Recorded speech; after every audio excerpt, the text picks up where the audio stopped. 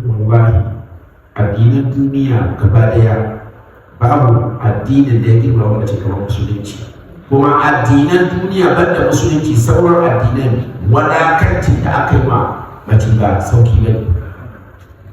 Har wa yau cikin Bible wanda ya zama ba aya ne daga Allah ba, kintirewarsu ne nasu, suka ce wai na Hauwa ita ta rudi annabi Adamu har ya je ya ci wannan ice ko a wurin a kiristanci mace fitina ne, kuma ya ba ku mamaki har yau suna fiti wannan na gwada kamar mace wato fitina ne.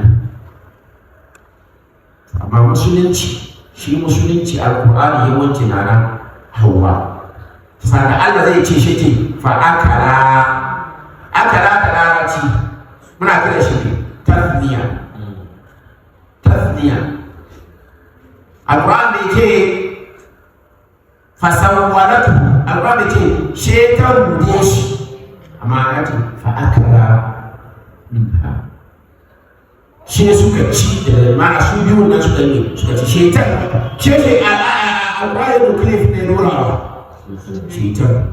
To amma kiristanci su sun mai da mace ita da ainihin shetan. Yawa ana ganewa kai shi yasa da suka ci wannan ice aka ce kuma cikin aljanna Allah ya musu ado daban-daban cikin kayan aljanna. To sanda suka ci wannan bishiyar nan shi mai ya faru, shi wannan kayan nan yayi yawan gagga fatafika yahsifani alaihima min waraqil janna. Yanzu suna ganin sauraci kayan da ke sayar da suna ba su kuma shi kunne ya kama su biyu na duka, shi yanzu wanda ya yana kama ya kanta a ganye yana rufin sarari da wani kuma ta ƙetare abin nan. An fahimta farkon fitinan da suka fara samun ke shi na Allah ce fa'a da kuma shi sa da suka yi haka shi Allah ce a annabi Adam har mana ka ba cewa ku yi hankali da shi tarba shi ne Allah ta'ala ce fatalaqa Adamu min rabbihi kalimatin fataba alayhi.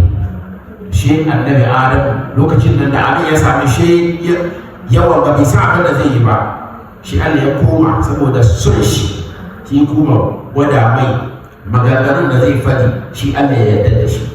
Aka ce abin da ya gwada mai shi ne rabbana ظلمنا أنفسنا وإن لم تغفر لنا وترحمنا لنكونن من الخاسرين. Tunda wannan addu'a ya kuma ga Allah shi Allah ya fi mai yace amma wannan aljanna bai shawo bai shi bai saura ciki ki sa ku sauka ku je duniya ku yi wahala ku yi fama da su wanda ya kama dokoki nan da zan bashi ya dawo ciki, wanda kuma ya zaɓi ya mishi ita kamar yadda ya yi muku a farko shi ke da shi kuma ga wuta. Ta sa jama'a ga nan wacce kuka zaba aljanna, wallahi ku kokari ku kama aikin aljanna. Allah ta'ala ya tausaya mana.